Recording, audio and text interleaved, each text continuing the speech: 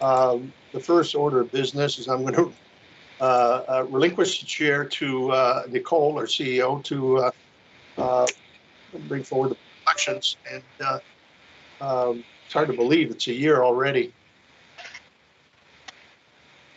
Yeah. So the chair is yours. Okay, I'm going to read off the notes that Leanne provided for me. So I'll open the floor to nominations for the position of chair. We did receive 2 written nominations for the position, both for Mr. Gary McNamara. And I'll look at the floor to see if there are any other nominations. Okay, any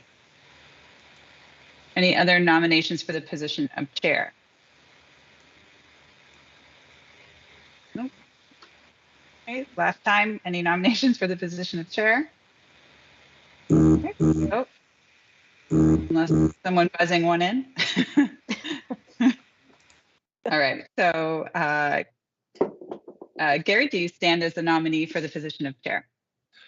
I would like to thank my nominators, and I will stand as chair. Okay. All right, then you are acclaimed, and I think I turn it back to you now, thankfully. All right, thank you very much. Thank you very much, Nicole, and certainly thank you to my nominators and certainly the board for your confidence and leading our board for the next year. And so now, appropriately, I'd like to open up nominations as well for the position of vice chair. To date, members of the board, we've received 1 nomination for Reno Bordelin. And so I would ask first calling, is there any further nominations for the position of vice chair? Second call for the position of vice chair. Third and final call for nominations to vice chair. Heard none. Reno, do you stand or decline? I accept. Thank you. Thank you very much, Reno, and congratulations. All right, nominations are open for treasurer, and we have received 2 written nominations, one for Tracy Bailey and one for Fabio Costante. Are there any further nominations? Second call, any further nominations? Third and final call for nominations. Tracy, do you stand or decline? I will yield to Fabio. Okay. Oh, and I believe Fabio is couldn't make the call, I think, today. Or Fabio, are you on? No, Fabio is unavailable today, Mr. Chair. Okay. Well, okay, so he did he request or any letter that he would be amiable to stand? He never did say. Okay.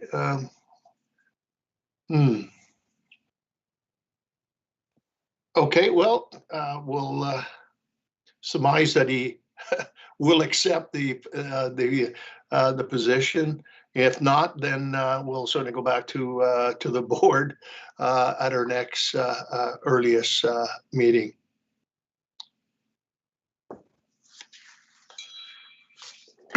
That's what happens when you're absent at a meeting.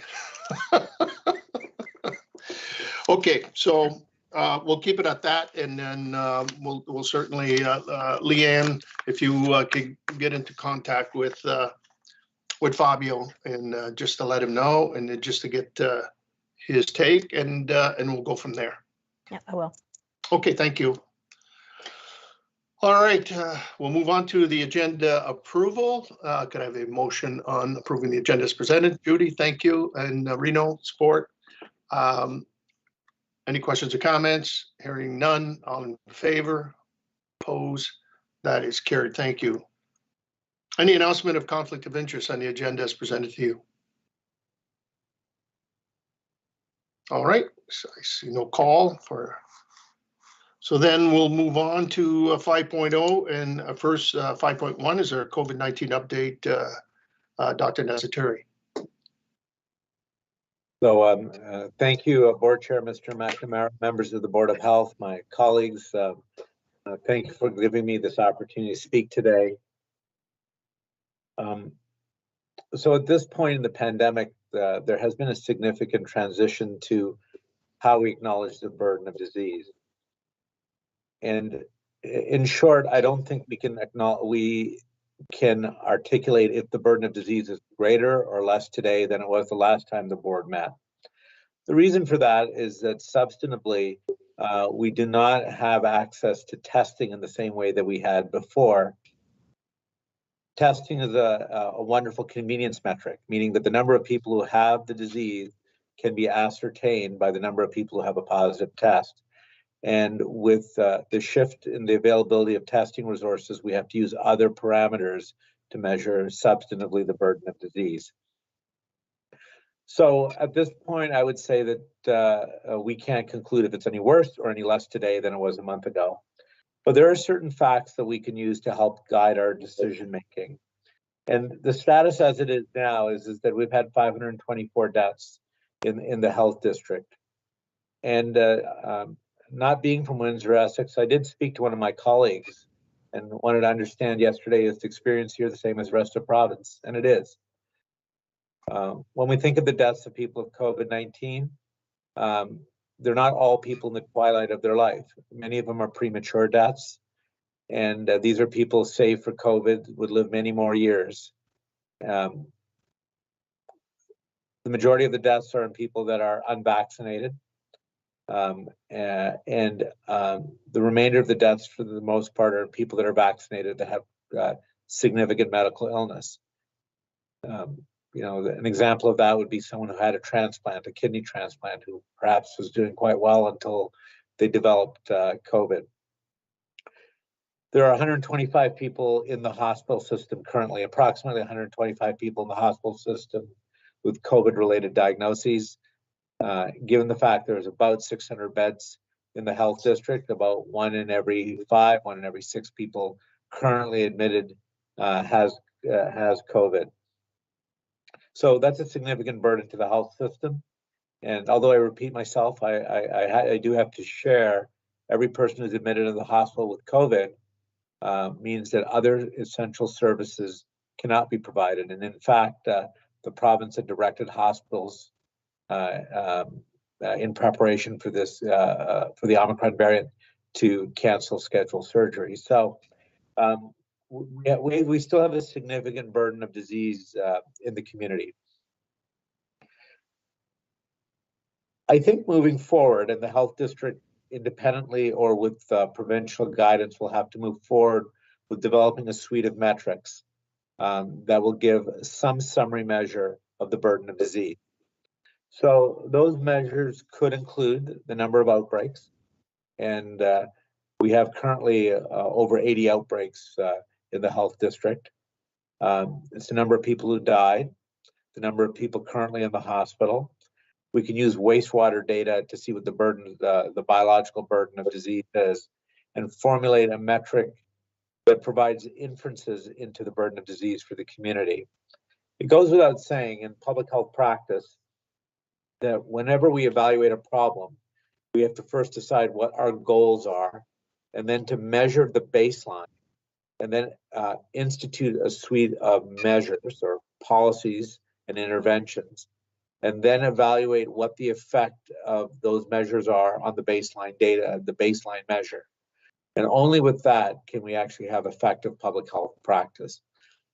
And so I remain hopeful that the province will ultimately promulgate a group of measures or a group of metrics that we can use to evaluate the burden of disease And I think that's particularly important as we move towards the potential for relaxing certain public health measures.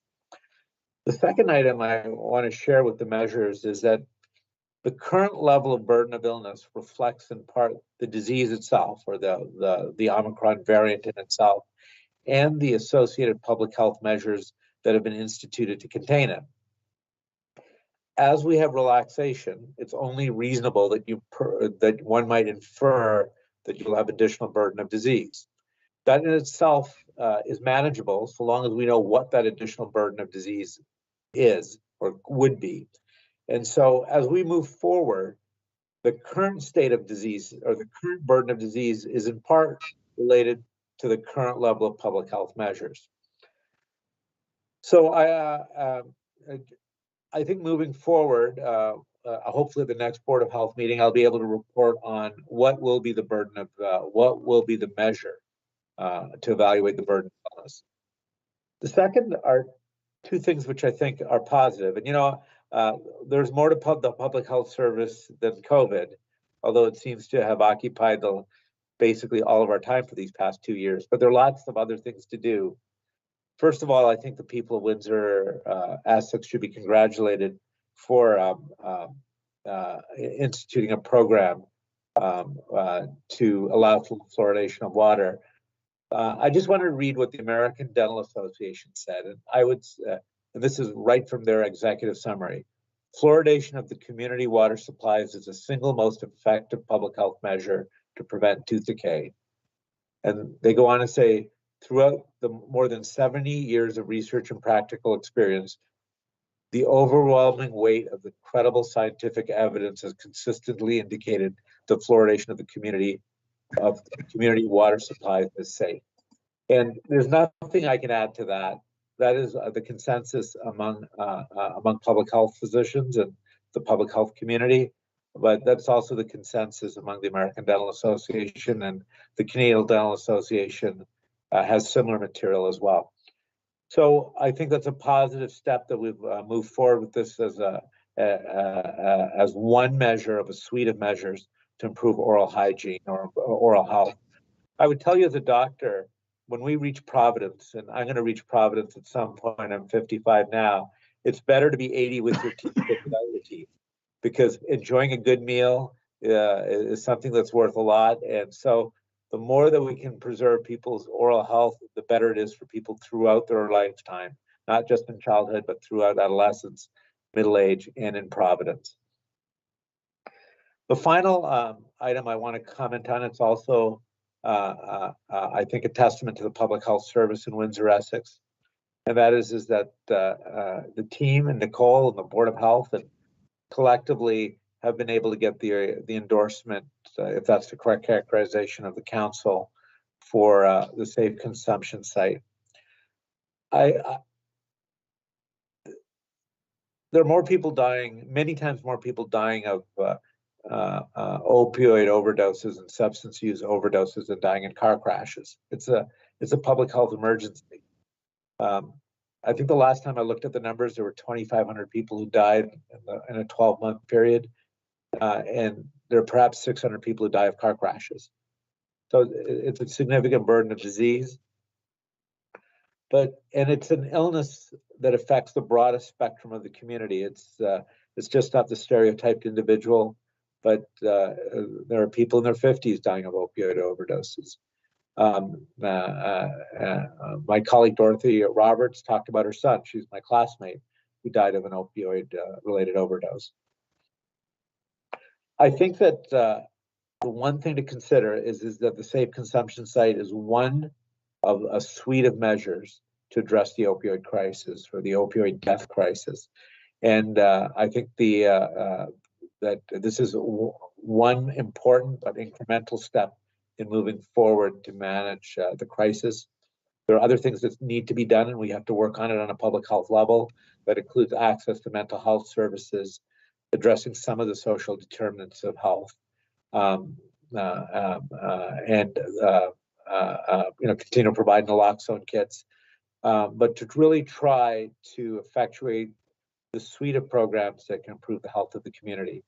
So with that, I'd like to conclude my remarks, and thank you so much for allowing me to share my perspective to the Board of Health. Well, thank you very much for comments, Dr. Nazatiri. So is there any questions or comments relating to Dr. Nazatiri's comments?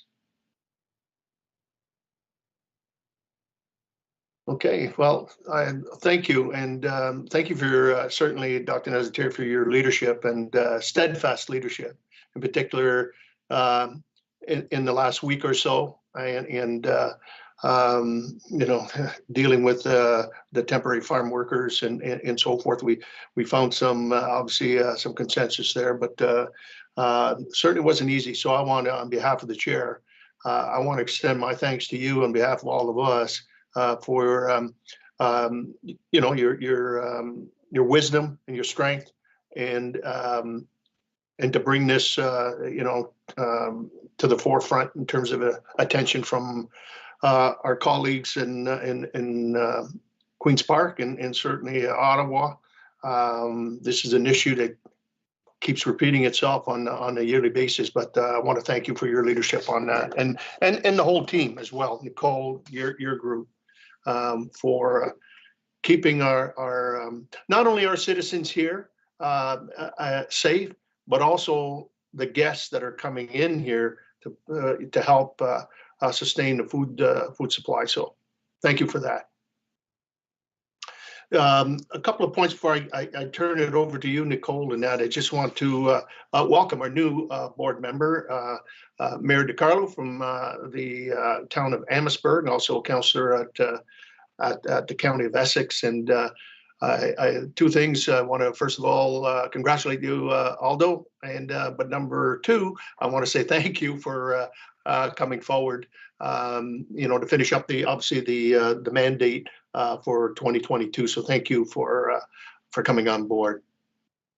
And I you know, caught me by surprise, but I want to extend my thanks to Tracy, you know, for the many years of support in the last 3 years during some real difficult times. And I want to extend my thanks to you for your leadership on the JBEC group, and also everything that you do, you know, even beyond that, and what you do to the community, in particular in the county of Essex, and for many of the municipalities there. So I want to extend on behalf of the board and sort of the administration our thanks to you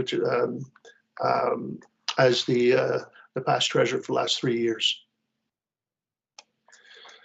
And certainly with that, I also just want to say thank you to my colleagues at City Council for the decision on Monday.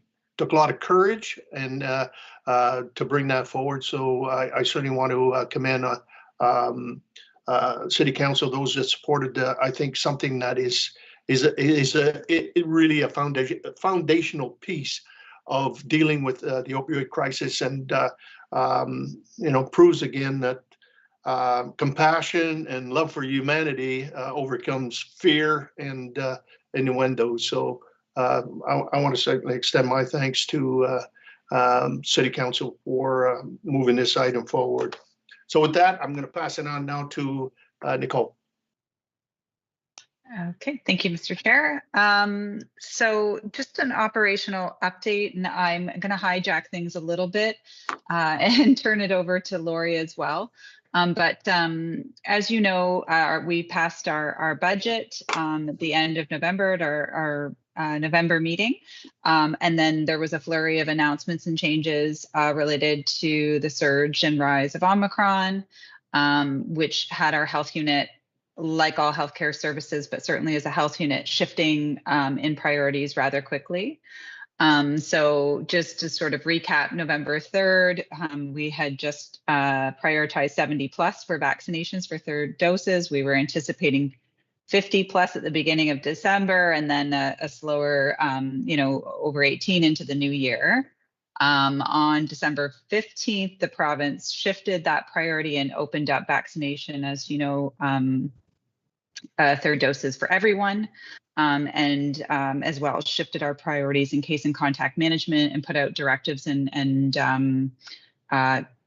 really directives to all healthcare services to shift resources into vaccinating and vaccinating as many people as possible. So we certainly answered that call, like others across the province, and we made some significant changes. And the reason that I wanted to share this is, one, for you as the board just to have an awareness of what changed drastically, and certainly acknowledge the leadership team that came together quickly to make some of these changes happen. But also it has significant impact on what we actually originally put forward as our ask from a budget perspective to you, in particular as it relates to vaccination, but also for case and contact management. And we haven't submitted our budget specifically yet to the province. That deadline is upcoming, so this is an opportunity. We thought it'd be an opportunity to discuss it. So just in very high level, from that moment of that announcement, we redeployed all nursing staff out of school nursing, with the exception except just a few. We redeployed all nursing staff assigned to schools, all nursing staff that were assigned to case and contact management, all nursing staff that were assigned to our healthy families department. So this is our home visiting, breastfeeding supports, and all nursing staff, if any were left, from chronic disease and injury prevention, and they were all shifted to vaccination, and they remain there.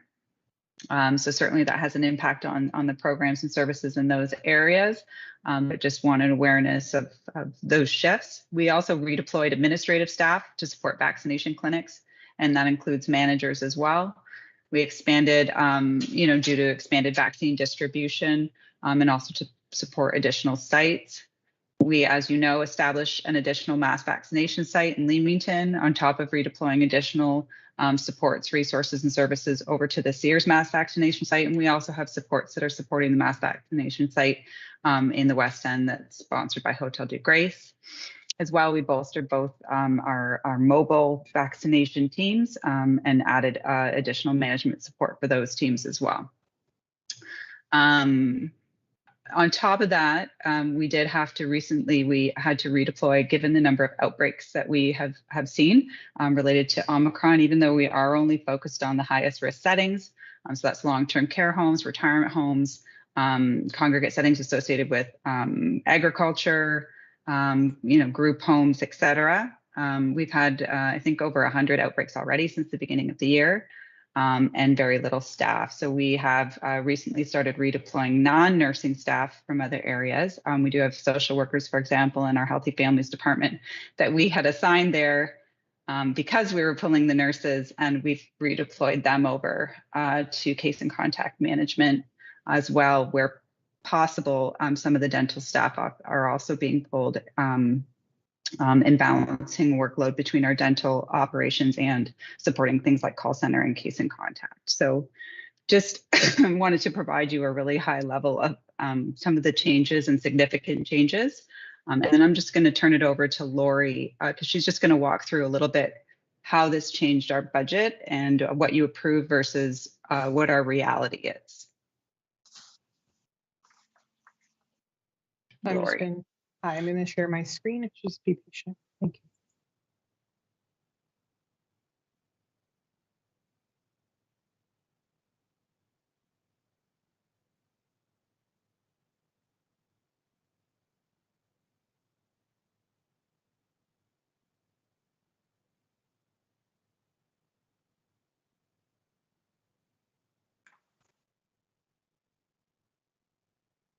All right, technical difficulties, which is funny for the director of IT. So I apologize. All right, I'm gonna have to leave my slide presentation as such. So I'm sorry that the screen is so much smaller. So what I attempted to do is I attempted to articulate the vaccination efforts in particular, recognizing that we do have to do a wholesome evaluation of the budget that we submitted to yourselves in November of 2021. So just to recap for everyone on the board on the present for tonight, the 2022 budget contemplated 4 elements. The first being the mandatory program budget with total expenditures of $20,261,732. The second component being the COVID-19 budget, which is represents not only those efforts for response, case and contact management, enforcement, but also vaccination efforts. And the totality of that budget was $6,289,784. The recovery budget, the total expenditures that were budgeted for that were $2,329,853. And of course, the Ontario Seniors Dental Care Program with a total budget of $2,381,378. So as Nicole indicated, the 2022 budget did not contemplate the impact of the deployment of human resource capacity to support COVID vaccination efforts in a manner consistent with the direction by the Ministry of Health in late 2021. Additionally, it did not contemplate the incurrence of certain operating costs to support efforts, including setting up of a mass vaccination clinic in Leamington. On a very preliminary basis, it is anticipated that these vaccination efforts alone will cost $2,049,454 in the first quarter of 2022. This is comprised of salaries and benefits for over 80 staff in various roles, as well as operating costs such as rental fees, purchase services. Administration, so myself, the finance department is required to reevaluate the 2022 budget approved in November of 2021 to identify what proportion of these expenditures represent a shift within the approved mandatory program budget and the COVID-19 budget, and which expenditures were not contemplated and thus would be in excess of those budget approvals. For example, certain of the expenses that we anticipate will be in excess of the 2022 budget include salaries and benefits for staff funded by 100% programs that are not a part of the mandatory program budget or COVID program budget, amounting to $355,305, location and rental equipment costs of $36,240, mileage of $49,411, purchase services costs, including staffing costs on account of Leamington staff supporting the vaccination clinic, and other third-party costs of $62,193, professional services of $2,544, and supplies of $21,773. So for a total of $527,466 that we see as being in excess of what was budgeted in November. I'm going to remove the screen share.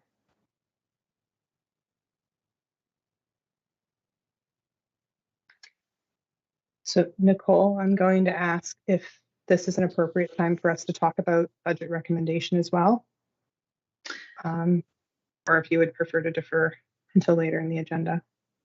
Yeah, I'll look to our chair. So we just didn't. No, let's deal with it and while we're in full discussions and explanation. So let's just, I know everyone's received the recommendation and resolution report, 20 budget amendment, and that's what obviously Laura is looking for. And again, this has been brought to to JBAC, and so I'll relinquish the floor to you, Lori, to continue, and then we can certainly have that discussion. So Lori, I pulled up the resolution. Thank you.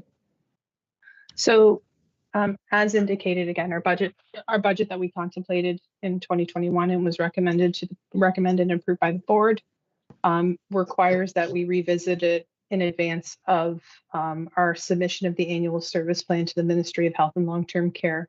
That submission is due on February 18th, which coincidentally is the day after our board meeting.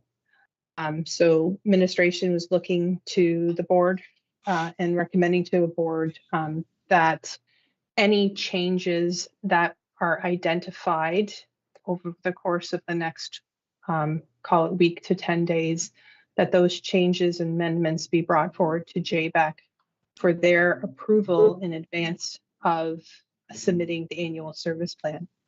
I would like to highlight that the anticipated amendments will increase, we expect will increase requests for one-time funding for COVID extraordinary costs. Those costs in excess of our mandatory program budget are 100% funded. It is not anticipated that these changes will impact any contributions from the obligated municipalities, being the City of Windsor, the County of Essex, and the Township of Peely. The motion, as you have before you, is to allow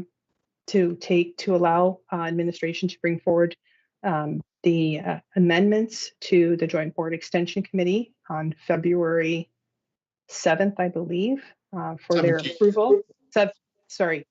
No, the JBEC is on the 7th of February, and that's subsequently on the 17th when the board Oh, meets, yes, which is sorry. the day prior to the annual service plan, that we would bring forward these recommendations for your information. Yeah, so the request is that that JBEC be allowed to approve the changes, and then we'd bring it to the full board for the 17th for information. And then because we have to submit the next day, we have to have it all done and ready. I'll make that motion. Thank you, Reno. Move and supported by, We have a question. okay, if I can get just a support in that, and then we put it on the floor. Tracy, thank you. Go ahead, Ed. My question, listening to the video, it seems like we are already $527,000 kind of in the hole right now. And we're still in the middle of the pandemic. And that number is going to change as time, it passes as well. So this 527 doesn't seem enough to take care of not just now, but also for the future, for the next month or so. What do you think that, Nicole, please? So, yep. So, yeah, Ed, we didn't anticipate having to open an additional mass vaccination site. Just the speed with which and the priority put on vaccine require a significant shift in our resources. So as Lori said, many of these resources were contemplated in the mandatory budget. They're shifted now over to vaccine. So they become part of that 100% one, ask. Our thought for mass vaccination sites based on vaccinating the population was that the end of March would be probably the end of these larger sites, knowing that we'll still continue to have work associated certainly with vaccine and COVID beyond March. I know we would all like that not to be true, but it probably will be. But we just didn't feel, and Lori and I discussion, knowing the significant shift and how much it changed, and that we have not submitted our ASP yet, we feel it's important to identify the actual expenses that we know we have now for the first quarter, but we don't anticipate such a significant shift for the, we don't have the information to say for the other quarters, but this is really associated with that, huge endeavor related to vaccine and that shift and the, those mass vaccination sites. So hopefully that answers your question. Nicole, listen, thank you so much. I'm just trying to understand it really. That's number one. And like one of the things, since we are in the middle of the pandemic, is it possible maybe we may have to ask for additional funding, not just the 527, but so I thought if we have enough, so we don't have to bring it back. If we have some excess funding, that it will be balanced by the end of the year. I think Lori will put your mind at ease as it relates to that. Yeah. So Ed, as we report to the Ministry of Health on a quarterly basis, they ask for updated forecasts of costs. And at least the experience to date has been that the ministry will consider any changes in those forecasts in subsequent funding approvals. So I would hope that that would be consistent in 2022 as we've seen in years past, and we understand that COVID extraordinary costs are being considered by the ministry in the 2022 approvals. And I'll just add, Ed, anything that's significant, when we're providing forecasts that are significant, we would bring those to the board just as an awareness as well, that, here's where we are versus where we thought we would be. I don't know, maybe I am too greedy. Sometimes ask for more. We could always have enough money to spend. And if we don't spend it at the end of the year, it will be taken care of. Oh, okay. So you want us to spend more money? Okay. Anyway, thanks, Lori, as well. Thank you. All right, any further questions or comments? It's been duly moved, supported. All in favor? Opposed, if any? That's carried unanimous. Thank you. Okay. All right, members of the board, regular board meeting minutes, December the 16th. Can I have a motion on those? Judy and Joe, any errors or omission on those minutes as presented? Hearing none, all in favor? Opposed, if any? That's carried. Thank you. All right, business arising. Well, a 7.1 consumption and treatment services update. Eric, and I'd be certainly remiss. I know that this has been your how do you say, cradle, your baby, and so forth. I know you put a lot of effort in this and so forth. So I certainly want to take also the opportunity to congratulate you for putting a great plan together. So Eric. Thank you very much, Mr. Board Chair, and thank you to members of the Board of Health for giving me the chance to speak just briefly on this. I think, the cat's out of the bag. We were excited to share this news with you Monday night that this passed through City Council, and thank you in particular to Councillor Bordelin for championing this effort on City Council and for bringing forward the motion and the work that's been done behind the scenes for many years to change attitudes and work with community partners around this initiative. As mentioned, City Council passed by a vote of 6-5 a motion from Councillor Bordelin to endorse a consumption and treatment services site at 628 Goyo Street. That's in the heart of our downtown core. Significant efforts have been ongoing for many, many years to consult the community on this, dating back to 2017 when we launched our Windsor-Essex Community Opioid and Substance Strategy. In that strategy, it was identified that at the time, what was referred to as a supervised injection site would be an absolutely essential addition to our community in order to offset the damage done by substance use, in particular opioids. Moving forward through that, there was a feasibility study conducted in 2018, 2019 that identified community support. And moving through that, ultimately community consultations around the specific site. And that's what led us to Monday. Next steps for this project are to move forward with the provincial and federal applications, to work with our stakeholder advisory committee on the final details of partnering with different community agencies within the site and the final operations within the site, and then become operational, hopefully not too long in the distant future once we receive approval from the federal and provincial levels. So I think I'll leave it there. There's been a lot said about this already at the meeting, but I'm very happy to answer any questions that you have, and want to acknowledge as well the staff involved in the project from the onset, in particular Alexis Erickson, who's a mental health promotion specialist who helped us prepare for council in a big way, finalized a lot of the reports, as well as Emily Briscoe, who worked with the clerk's department to navigate the nuance of the processes within the city clerk's office. So thank you to the two of them for that, and there's been countless staff involved in the project over the years. I'll leave it there. Eric Kashak. Questions? Well, thanks very much, Chair, and good afternoon, everybody. I just wanted to echo the sentiments there. Eric and his staff did an absolutely terrific job. It's probably one of the most thorough reports that I've ever been involved with as a city councillor. Question after question was answered. Various documentation was provided. I just was very impressed with the whole situation. It was a long debate, as you know. And thanks to Eric and his staff and Councillor Bordelin for leading this charge, and onward and upward. Thank you. Thank you, Councillor Kashak. Judy and then Reno. Yeah, I don't have a question, I have a comment. I want to reiterate what has been said. I think the staff and members of council, I think the professionalism you showed, the patience, the thorough research and planning, I think you provided clarity. I watched all 5 hours. I will tell you, I cannot imagine having worked on this 5 years and sitting through 5 hours, but you were amazing. You were very professional. You were clear. You stuck to the science while you educated all of us and got this passed. So congratulations, and please let your teams know how impressed we were with all of it. And thank you very much on behalf of the community. All right, thank you, Judy. Reno.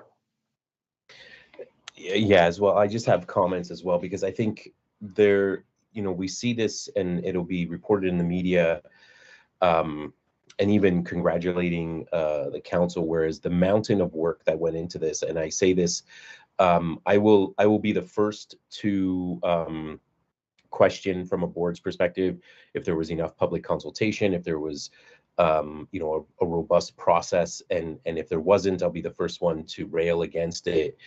And on this one, I can say it was one of the most methodically thorough projects or reports that came to council, but more so on, the intangibles that nobody will see in the community, but the amount of effort, time that staff put forward, evenings, weekends, to meet with residents, to meet with business owners, to meet with different stakeholders.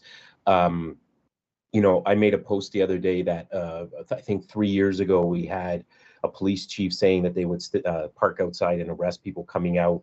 We had a BIA unanimously endorse a letter saying nowhere in the downtown core, and we had residents coming to me with a petition with up to 500 names against anywhere in the downtown core. And over 3 to 4 years, we basically built a case for it, but did so in engaging the community, engaging the residents, engaging the business owners, and actually educating them and bringing them along in the process. So it really needs to be said, because these are rare. I participate in a lot of issues, and it was said a few times the other night. As a ward councillor, this is not something I'd ever want to advocate for my ward, or hope that I would need in my ward. But it's only possible if we actually spent the time to have residents who were engaged, who were educated, who came around, who were willing to get past the stigma, willing to get past the easy sort of rhetoric that's out there, changing perceptions, working with partners, the collaboration on this with the partners. I'm not even going to start naming them because there's been so many. So when we talk about the effort to get here, this wasn't just, a staff function where, these people go to work on it, go home, and that's it. This was evenings, weekends, community groups, doing walkabouts, trips to Guelph, all this type of stuff. So I wanted to say a sincere thank you, because this is one of those issues where the education and the actual engagement is what led to the result. Because if, just like other communities, it narrowly passed here, with more misinformation and less education, it wouldn't have been possible to actually get the result that we did. So thank you for the thorough and the time, for the years of work that's put into this. And now let's turn the page onto the next chapter, and hopefully we can just get the next level of the application going and done, and move on to other issues. So thank you. Well said, Reno. I see Gary and Judy, your hands are still up. Is there still for the comments or on that? No, this is great. This took, they say it takes a village, right? Well, this is exactly what it is, and so there's a lot of thank yous and a lot of congratulations go on, and now the real work begins, right? And as they say, and so I think this is something that I think, to Dr. Nazatiri's earlier comment on the crisis that's before us, and it's not just homeless people. I think, Reno, you've mentioned that in your interviews. This is your neighbors, and throughout the communities. It's not just a downtown area as well.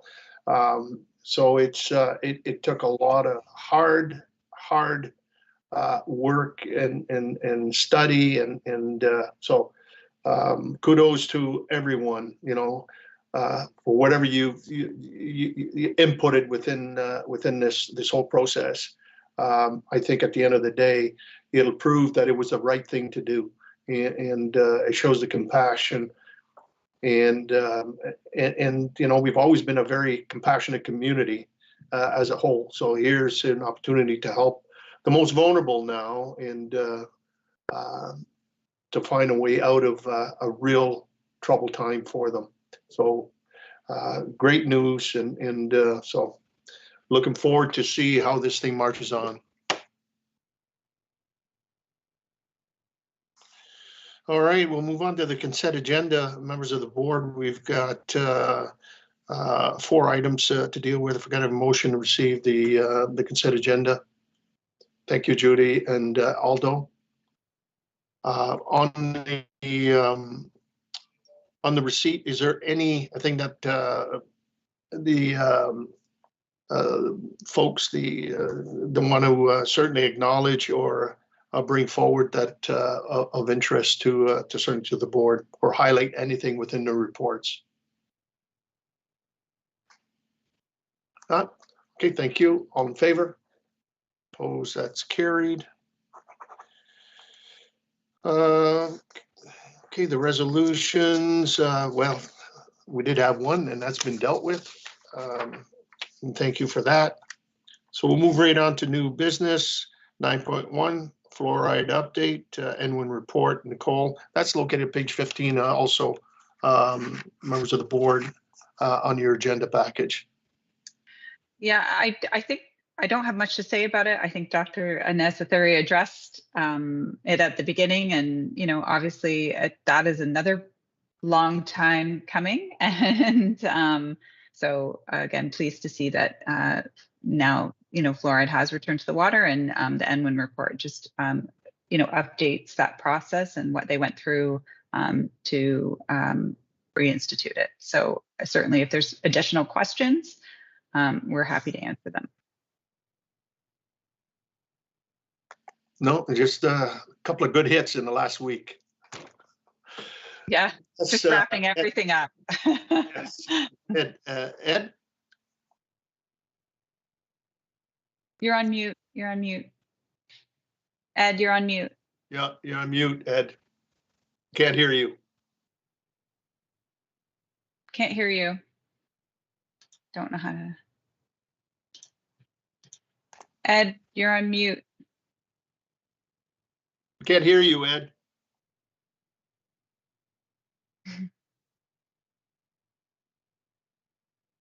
Is it better now? Yeah. Okay, great. Yeah.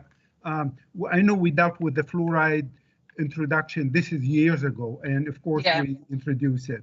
The point, even until the present time, I personally get some email with people opposing the fluoride, and I just wonder if, Nicole, you've been getting anything from other people actually send you directly and opposing the fluoride?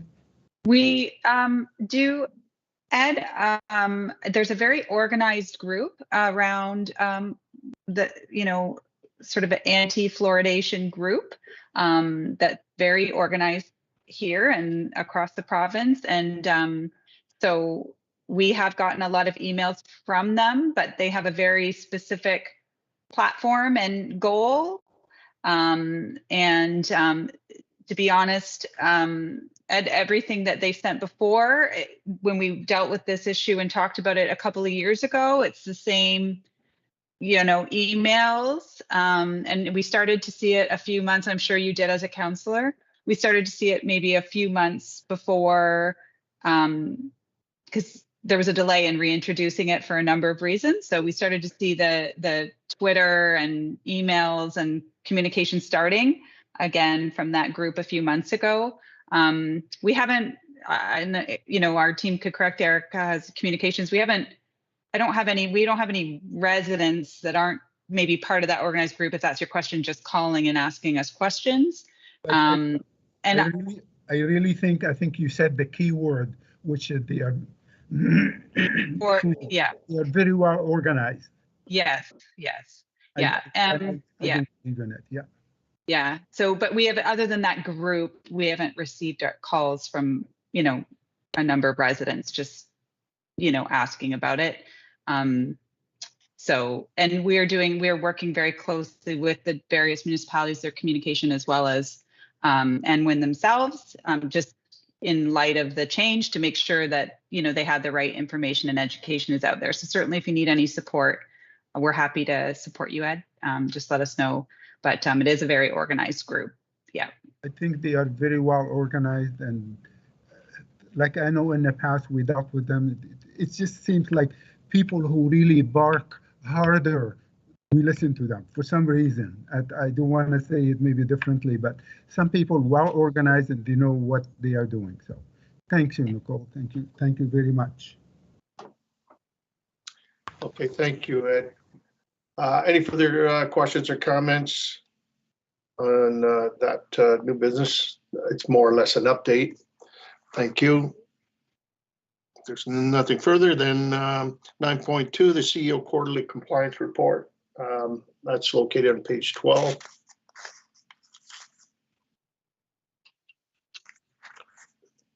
Any comment, or is anything you want to highlight in your quarterly report? I mean, the highlights are at the bottom.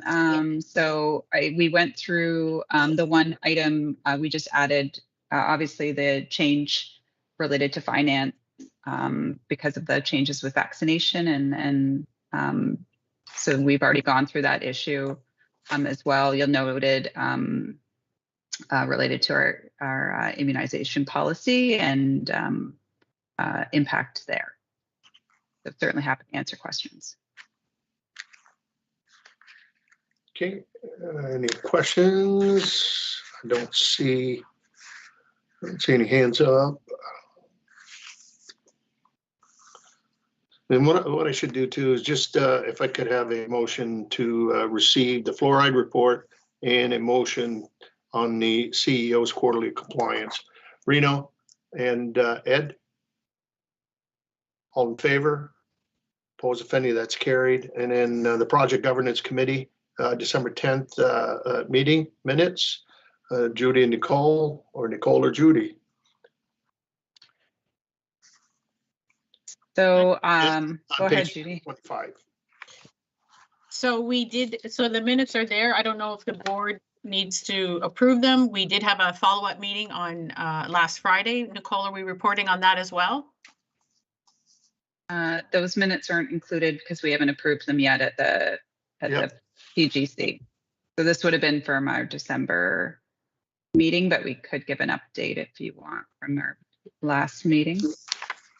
So the process is moving forward on all of the items that were from the minutes of December the 10th on space needs assessment, project manager, relocation timeline, and stakeholder surveys. I think that we discussed the fact that it's a tight timeline, but once the project manager comes on and with excellent staff plans, I think that there's a lot of confidence that the staff will meet the timelines and the goals. I don't know, I guess I would defer to Nicole and Gary if anything needs approved. We are looking at hiring the project manager, and their proposals are in by, I believe, the end of this month. So we'll be looking at over the next month. Yeah, I'd be looking to adopt the minutes of the previous meeting. The other ones, they'll be approved at our February meeting, and so forth. So I would say for the December, the December minutes be adopted. So moved by Judy, supported by Joe. And on those minutes, any errors or omissions? All in favor? Opposed, if any, that is carried. Thank you. Thank you, Judy, for the update. All right. Item number 10, Tempo 1, Kingsville, the letter. If I could, I'll just say that this was dealt with at County Council last night. That was just received. And so I would again, just ask for receipt of that. Reno and Aldo, all in favor? Opposed, that's carried.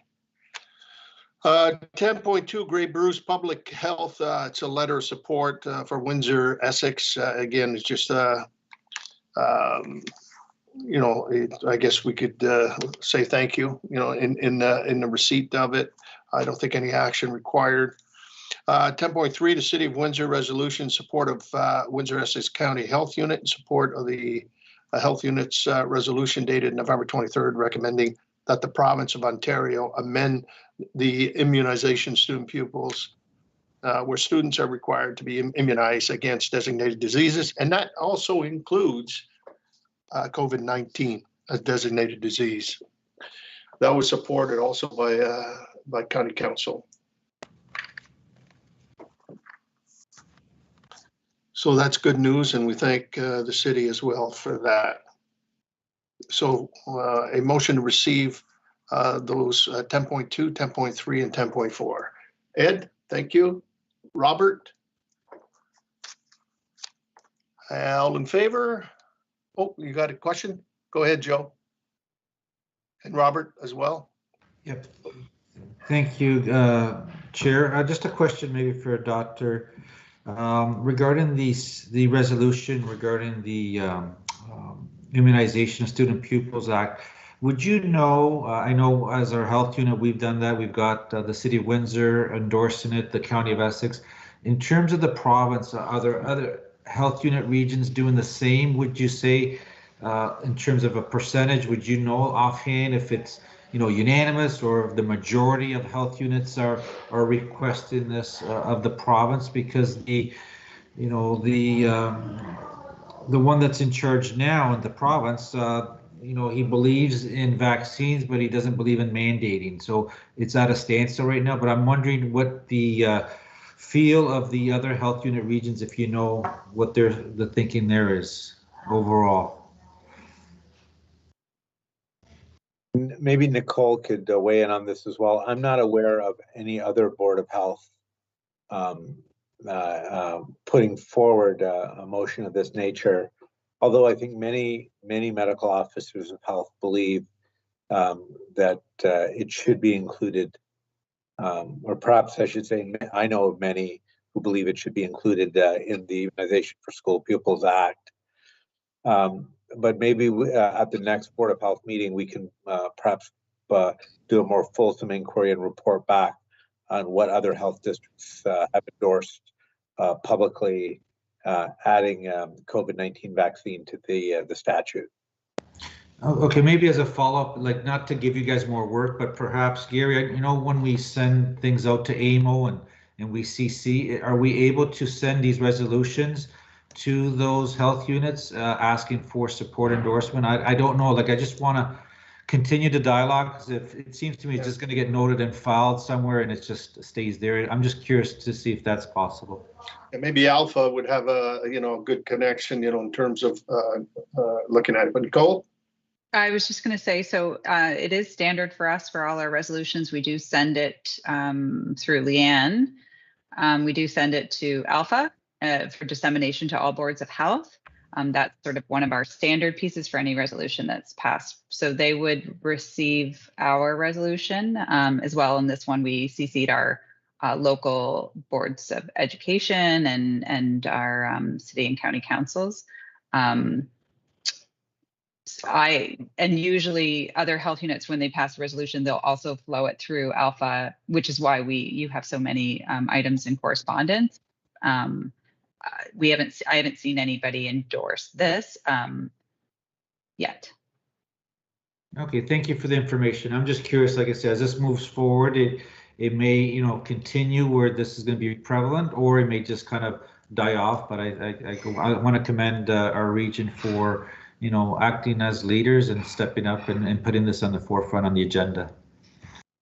Well, thank you for that, Joe, because you know how many times I've said, you know, leaders lead and followers follow. And I think this is, if you know, I get it. The pandemic's going to end at some point, but will it be an endemic, you know, follow up? And it seems to be trending that way. And if that's the case, you know, again, we know how important it is to make sure that you know, children are at school.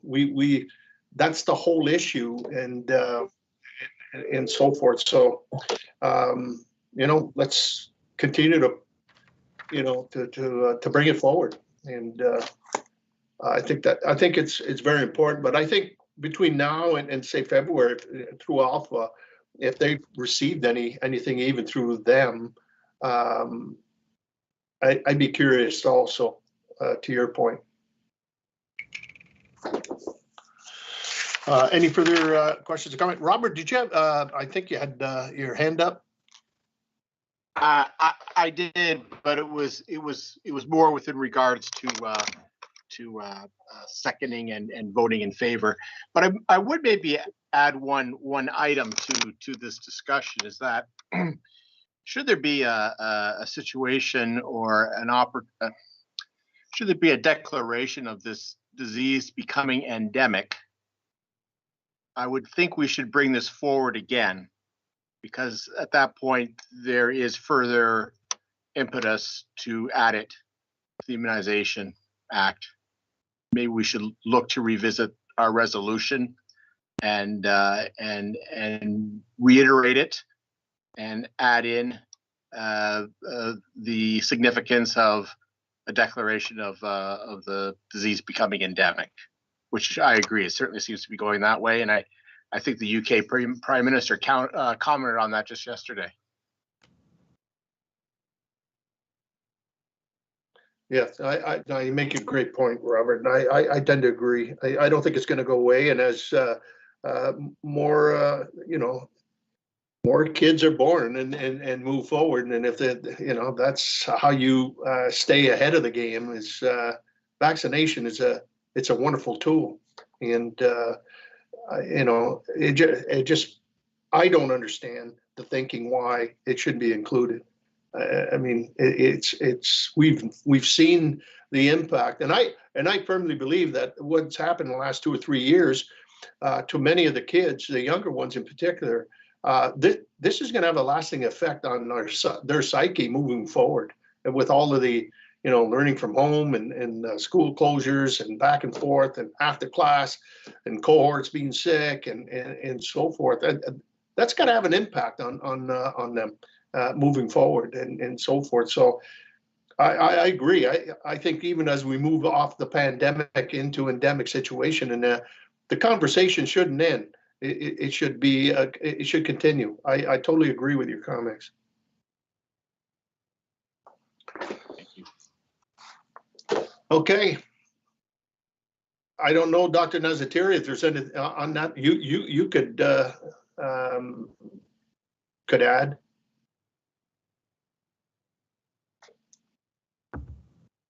The Immunization for School Pupils Act is one thing that perhaps distinguishes Ontario from other jurisdictions. It's a very forward-looking statute because it allows not only does it require a reporting on the vaccines, which means that individuals are likely to comply with the vaccination schedule, but it also has a verification component so that young people, when they leave school, will have a suite of vaccines that are clinically appropriate for them. So it not only assures their health while they're in school, but it also assures a method of adherence and protects them beyond the time that they leave school. And that's really a wonderful part of the statute. The other item I would share is the statute in itself doesn't require one get vaccinated. It requires one report their vaccination status, which ultimately is an affordance. And for people who truly have a religious objection, there's a provision for those people to articulate that. So to me, it makes sense from both a policy point of view as well as from a practical point of view. If we require vaccination for polio, which is in my lifetime, I don't think I've ever treated a new polio case, and surely we can require vaccination for COVID-19. So I concur with the comments of the Board of Health members. When we reach a point of endemicity, or the formal declaration of that we should revisit again, recommending that this vaccination be included in the statute. All right, thank you for the comments, Dr. Hesiteri. Okay. And so that brings us to the committee of the whole.